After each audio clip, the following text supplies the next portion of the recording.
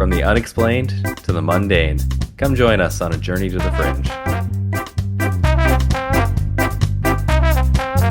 Hello and welcome to Journey to the Fringe, which sometimes is a royalty podcast, but not today. No, today we're doing something else. We are your podcast hosts, Taylor and Chelsea, here today talking about aliens. Oh, you have my attention. It's actually been a while. We've been on a Bigfoot binge. Yes. But not that long ago, I think, it actually might be over a year now, we did the Greys episode. Oh, I think that was more than a year ago.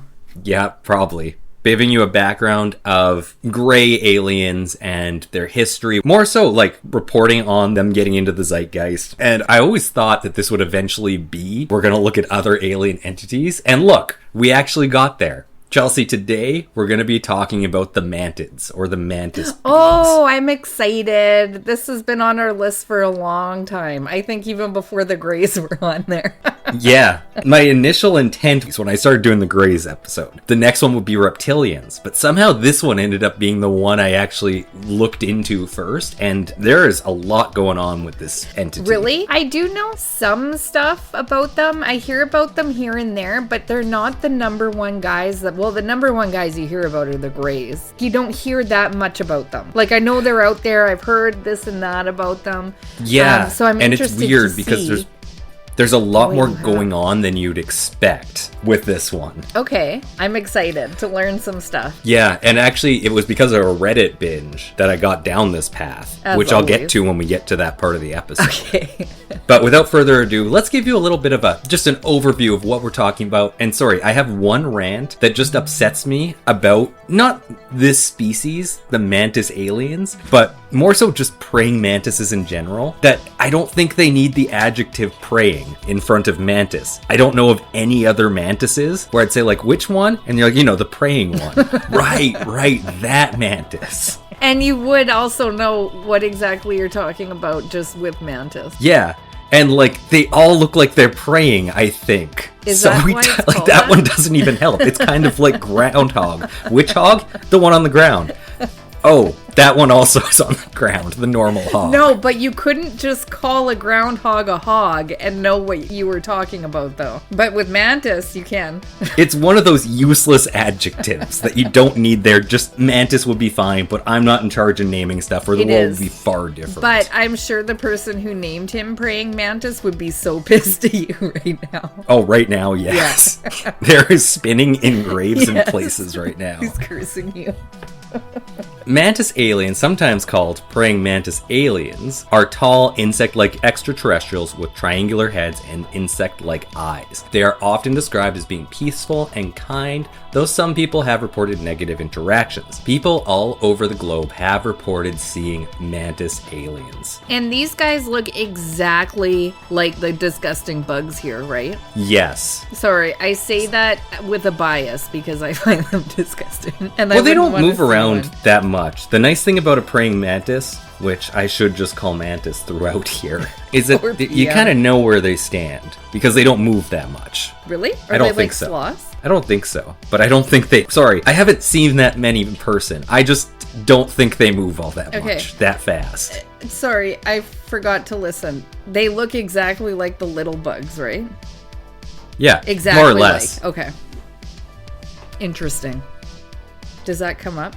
Mantises are tall and slender with jointed limbs, triangle-shaped heads, large insect-like eyes, which I think I already said. And some people have reported feeling calming from their presence, and many people believe that they hold positions of power over other types of aliens, including the Greys, which for the most part dominate the zeitgeist of UFOs, at least what people know about them. Mm-hmm. They stand upright, usually about 8 to 9 feet tall, and they may have a vaguely humanoid form, although they still retain insect-like characteristics. Their limbs often have extra joints, similar to praying mantises, and their hands and feet may be three-pronged. The bodies of the mantis alien are sometimes green, but more often brown or black, and they can also be white, eggshell, silver, or gold. Some people describe them as having an oily sheen over their bodies. Some people describe the mantis alien as having a hard, shell-like exoskeleton, while others say they're more fleshy, and especially at the joints.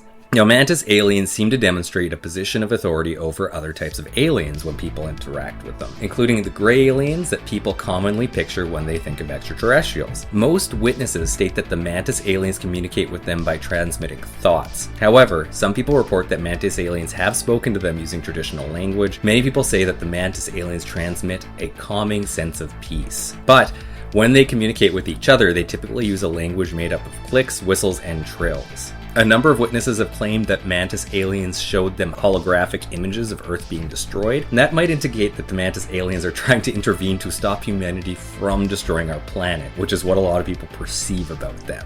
Often, people awake to find the Mantis aliens standing over their beds. In these cases, the Mantis aliens may interact with the witnesses, either communicating with them or drawing information, like memories and other experiences, from them telepathically. And they have been reported all around the world, including the US, UK, Brazil, and Canada. And there are some what people perceive as unintentional encounters, where one theory states that this happens when the Mantis alien accidentally drops their ability to cloak their appearance. In these encounters, the Mantis aliens often do not interact with witnesses or may only interact briefly before disappearing. Alien abductions are most commonly associated with greys. However, some people report seeing Mantis aliens in conjunction with gray aliens, and in these cases, the Mantis usually appears to have a position of power over, like they're telling the greys what to do.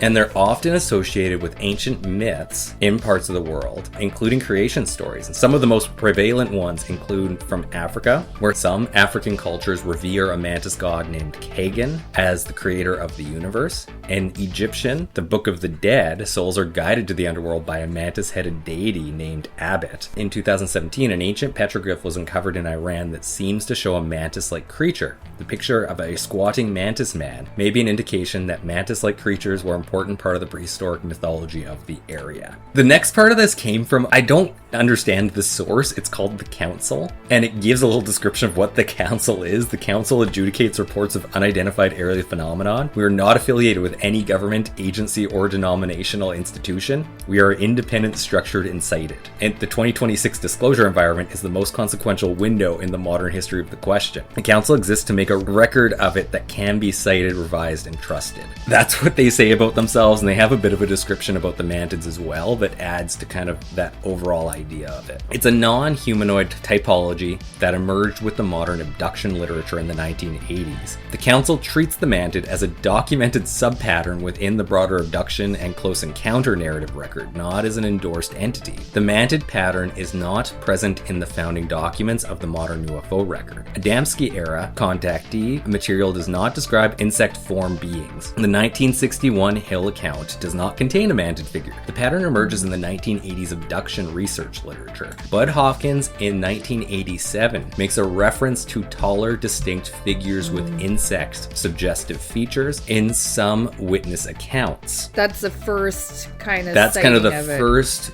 point that you can look at where somebody's actually written down insect-like beings. Okay, interesting. And then Karla Turner in Into the Fringe in 1992 and then Taken in 1994 documents abduction counts that include explicitly insect-form entities. In Taken, the first insectoid beings appear as supervisors, towering mantis-like figures who oversee the smaller greys during abduction procedures. They're described as 6 to 8 feet tall, with elongated heads, large dark eyes, and thin jointed limbs that fold in front of their bodies like a praying mantis. Their presence changes the entire atmosphere of the encounter. The greys become more cautious, more deliberate, as if deferring to higher authority. These beings communicated telepathically, their voice calm and clinical, lacking any human emotion. Abductees reported that the insectoids seemed to study them deeply, not just physically but mentally, as though examining their thoughts and memories. The insectoids rarely touch the abductees. Instead, it supervises, directs, observes, giving the impression of an ancient intelligence operating within a strict hierarchy. So it's right from like that early 90s. You already see this like very distinct pattern of what this being is emerge. I find that so strange. David Jacobs, around the same time, in Secret Life, which was written in 1992, and subsequent work includes the mantid as one of 3 principal taxonomical categories in his elicited abduction hierarchy. He breaks it down to basically there's 3 beings: greys, reptilians, and insectoids. Interesting. Because is there not way more than that? Oh, it's just this guy. Well, and this is in 92. Oh, okay. Whereas that now, I think David Wilcock was talking about like 36 different species or something like that. Now, Jacobs repeatedly describes insectoids as tall insect-like beings who appear to be in charge of the abduction procedures, directing the smaller beings and overseeing the hybrid program. Jacobs is the first one to really emphasize that there was a hierarchy and insectoids were kind of above it all. Okay. He emphasizes that the abductees consistently report beings as authoritative, emotionally detached, and the ultimate decision makers. I don't know if this is the place to say it. I don't know that we're in a place to be able to be making these observations of any sort of hierarchy. Well, I think like what they working. mean is like the Greys are actually doing things, and they just seem to be standing back. It's just an observation. This guy seems to be and that's like them, though. if we're putting like the human brain onto the situation you're seeing, we're like, ah, yes, this one's in charge. Yeah. Okay. That's fair enough. You can make that observation. After that, John E Mack wrote Abduction in 1994 and Passports to the Cosmos in 1999, and he documents mantid encounters in his clinical research interviews, noting the consistent supervisory framing. Mack documented non-human entities with varied forms, including insect-like beings. Mack's abduction research notes that experiencers consistently report non-human entities that vary in description with recurring features such as large eyes, small bodies, and an intelligence. Mack emphasized cross-cultural consistencies in his writings. He studied roughly 200 cases and found striking cross-cultural consistencies in abduction phenomenon, including the presence of non-human beings performing examinations and communicating telepathically. This consistency is part of what legitimized insectoid reports in academic discussions. Mack frames entity encounters as a consciousness-based, transformative, and ecological. A passage from Abduction describes an experiencer's encounter with a divine light of energy and notes that many abductees develop acute ecological consciousness. This is central to Mack's interpretation. Insectoids or mantis-like beings often appear in these ecological spiritual contexts rather than hierarchical ones. And Mack advances the discussion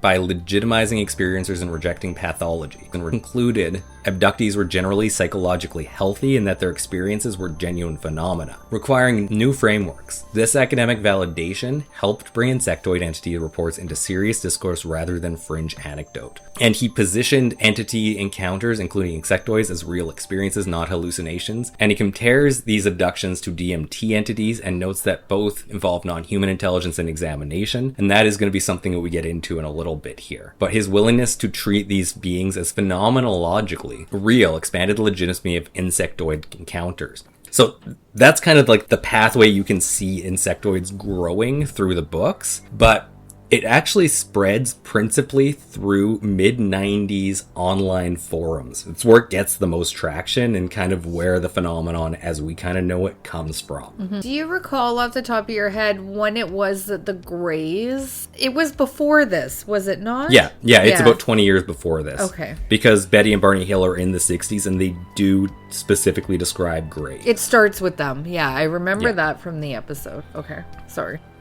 From the forums, television and film start to pick up on the idea of a mantis alien being, and it appears in the episode Patient X of The X-Files in 1998.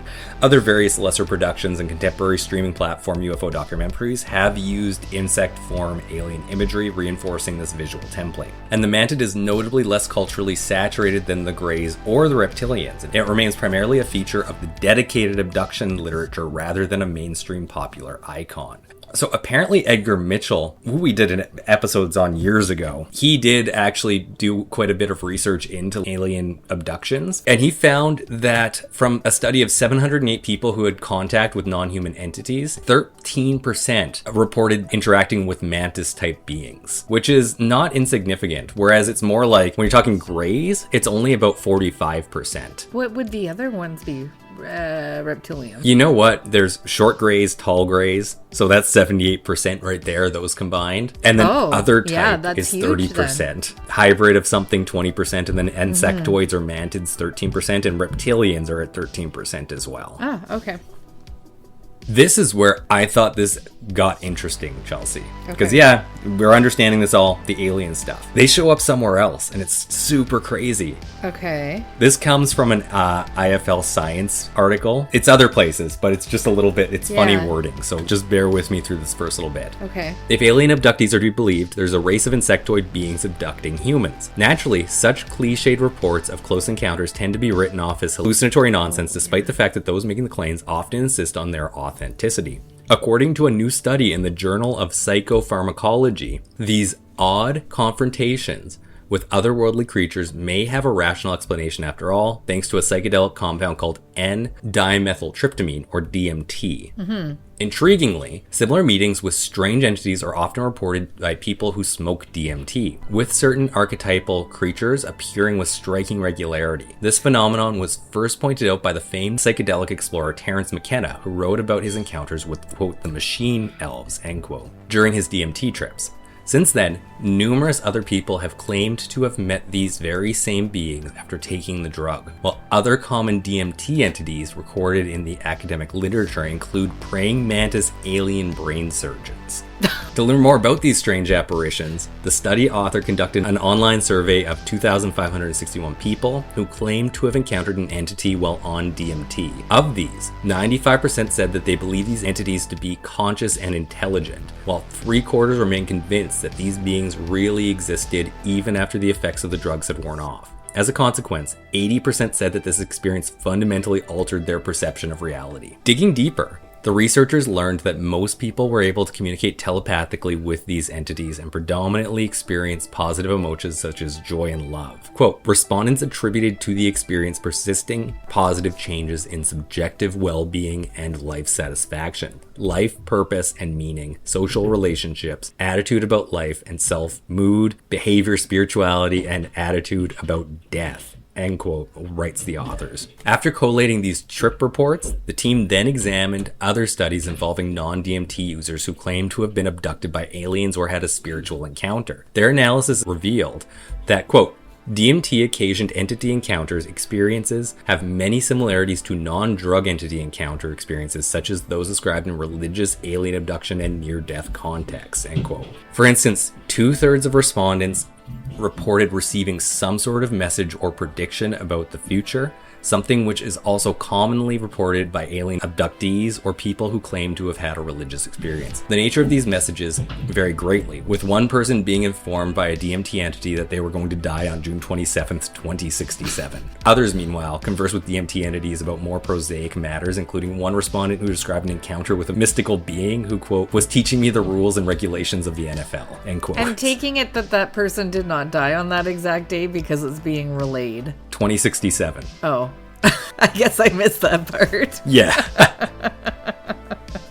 Okay, TBA. And I did actually pull this from an actual science paper. I'll put the name of it and the notes because I forgot to write it down. Entity encounter experiences in the absence of DMT or other psychedelics have been described in various contexts, including those reported as God encounter experiences, religious prophecy, alien abduction experiences, near-death experiences, UFO experiences, which include non-human entity encounters, and a range of other historical and cultural contexts. With that being said, though, you would think that it would come up a whole lot more throughout history, these mantis beings, then, if they're linked with something like this. That's a fair point. But is the alien portion, I'm taking it as that is not linked with the DMT kind of brain stuff, only since the, 80s or 90s. Oh my god, I'm so bad at recall. But you would think that it would come up more if it's, because people have been doing this type of stuff for a long time. Yeah, like I said, it does show up religiously millennia ago in Egypt and Africa. So it's not like this is just a new phenomenon, or at least you can somewhat compare it to that. With the mantis beings, but it is weird that it doesn't pop up again until the 90s. Yeah, that's the weird thing about it. Let's keep taking it in. Maybe I'll stew on it for a bit. In the present survey, and consistent with prior descriptions of DMT-associated entity encounters, respondents commonly endorse non-specific terms to describe these entities, such as being, guide, spirit, alien, or helper, with a wide variety of more specific terms, animal spirit, clown, demon, gnome, monster, being endorsed at lower rates, somewhere around 10%. These descriptions are somewhat similar to those in non-drug alien encounters in abduction literature, which most commonly describe humanoid entities, but also insectoid, reptilian, spirit, ghost, and animal-type entities. Other similarities between the present survey and surveys of non-drug alien experiences include that communication was most often telepathic or visual, and most most respondents considered these experiences to be positive, reporting increases in appreciation for life, self-worth, compassion for others, and a decreased fear of death. Differences between the DMT entities, encounters surveys, and non-drug alien encounter experiences include that the latter entities are most commonly described as greys. And that is funny, where Mantis encounters happen under DMT, but greys do not. Yeah, Nobody describes greys under DMT. That's super bizarre. And I did know that they come up in both situations, but I don't know, never thought together for that. Yeah, this is actually where I'm going to end this episode, and the next episode is just going to be encounters.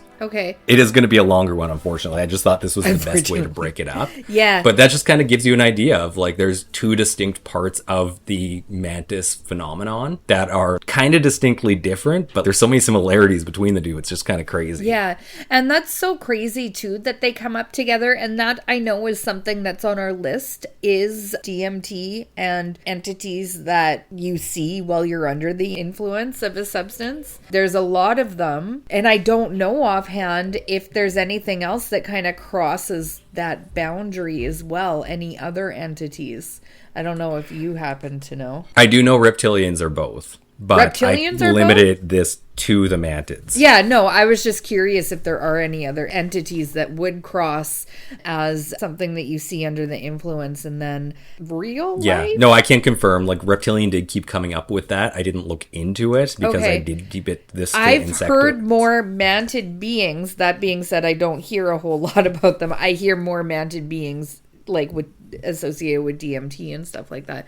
But that's so interesting that it's one of those creatures that crosses that barrier, I guess. And I don't know what to make of it. Yeah, and I think you're going to be just as flabbergasted once we go through some of the sightings, because they vary so much just because you're looking at two different kinds of things. And like we even said earlier, sometimes it just kind of appears out of nowhere standing in front of you, and it's not even like an abduction situation. I would hate that. And it's, okay. And that be kind of under, I don't know how I'm connecting the two, actually. There's a lot of things that I'm just trying to grasp at. It just seems like it's right on the tip of my brain. Like, what are you doing? But I'm not quite getting there. And are we going to see in the experiences, do they kind of, how they're interacting and acting in both situations? Like abduction scenario and DMT scenario? You're going to see a lot of different stuff going on in these ones, Chelsea. Well, I'm excited to get into these. I'm very excited too. Let's end it so we can start talking about I have been Taylor, here with Chelsea. We are Journey to the Fringe. Thank you all for listening, and we'll see you next week. Bye. Thank you for listening to Journey to the Fringe. If you have liked what you have listened to, please like, share, subscribe, or follow, depending on what venue you are listening to us through. Also, please, if possible, leave a 5-star review, as that really helps us in the algorithms. Should you wish to interact with us, please check us out on your social media of choice. I bet you we are there. And if you really want to communicate with us and give us ideas for new episodes, or tell us that we're wrong and terrible, either way, please send us an email at journeytothefringe@gmail.com. For now, I'll see you in the next episode.